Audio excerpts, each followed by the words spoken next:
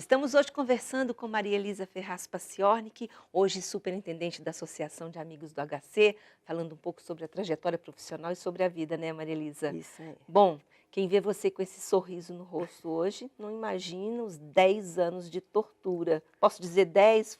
Foi isso, Maria Elisa? Que você sofreu, sofreu e Sofri, sofreu. sofri, é verdade.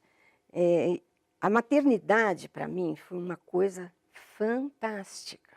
4 filhos. 4, eu queria 6, meu marido desistiu, mas eu queria 6, eu queria uma família grande, aquele povão, assim. Ele achava que eu era um pouco maluca, ele dizia assim, mas não é possível. Eu disse, ai, estou sentindo falta de cheirinho de bebê em casa, aquela coisa.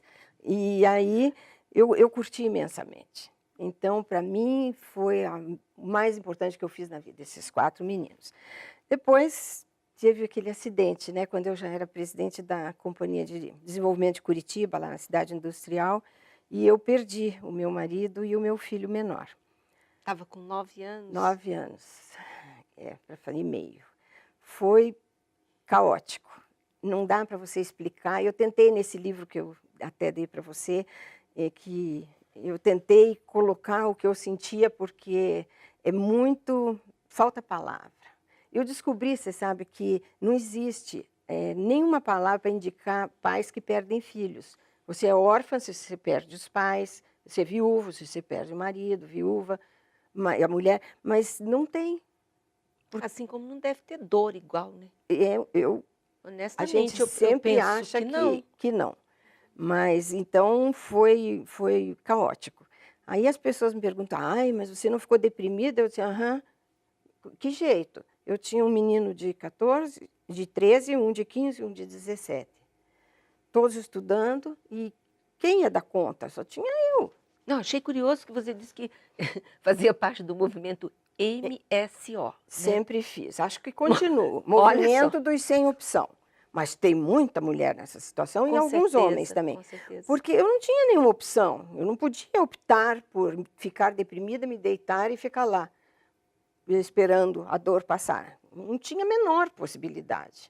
Eu tive que correr de volta para o meu trabalho, levar aquelas rasteiras que você sabe, que você já trabalhou em área pública, em grandes organizações, que a gente leva normalmente, naquela época foi bastante.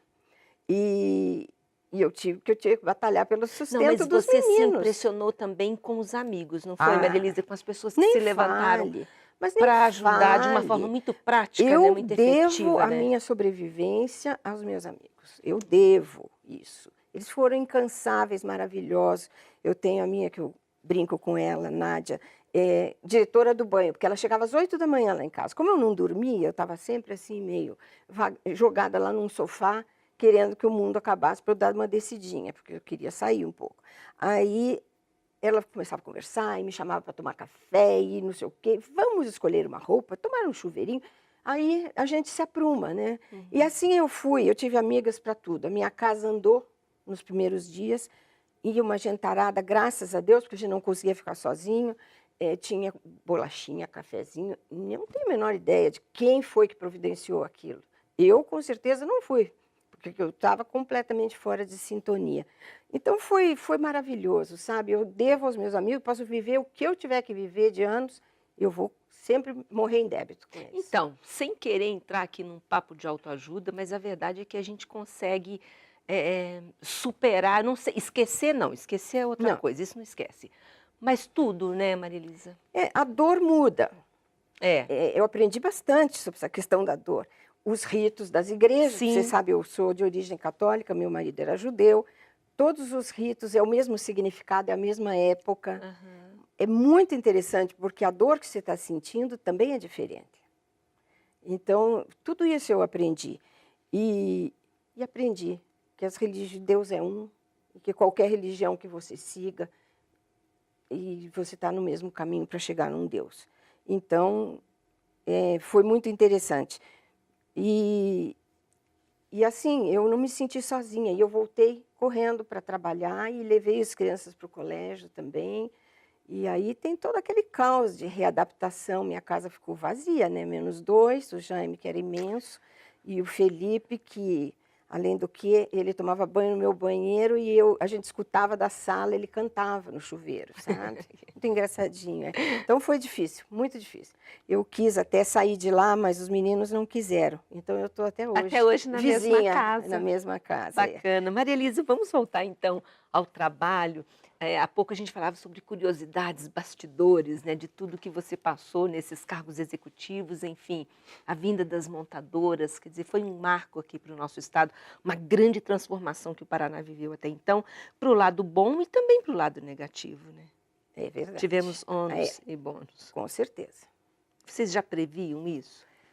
Olha, a previsão de montadora não era uma previsão da filosofia da industrialização do Estado. Era muito mais para a área de informática, que depois a gente fez o parque de informática lá na SIC e tudo. Era muito mais para essa área do conhecimento. Mas aconteceu, porque aconteceu o Mercosul, o mundo ficou atento à questão do Mercosul, e no Mercosul, Curitiba tem uma posição muito privilegiada, né? E aí eu li numa revista francesa que a Renault estava tentando e estava pensando em se instalar no Mercosul.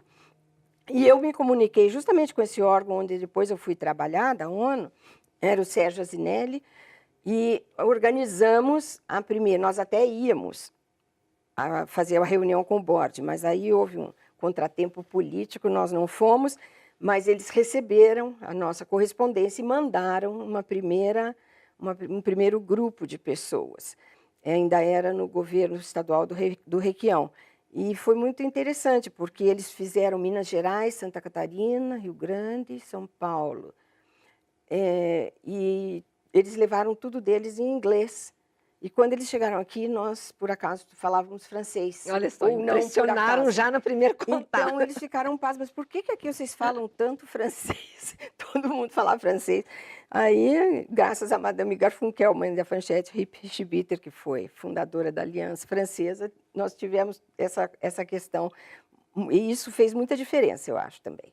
Não, fez toda a diferença na época. Eu nunca vou esquecer até hoje, quando eu estive no Porto de Paranaguá, que chegou o primeiro carregamento, acho que eram carros modelos ainda, e era uma época que o Brasil ainda tinha poucos modelos. Meu Deus, aquilo causou um impacto. É verdade. Eu me lembro daqueles carros saindo do navio, eu pensei, nossa, vamos ter isso aqui. É verdade. Será que um dia a gente vai poder comprar?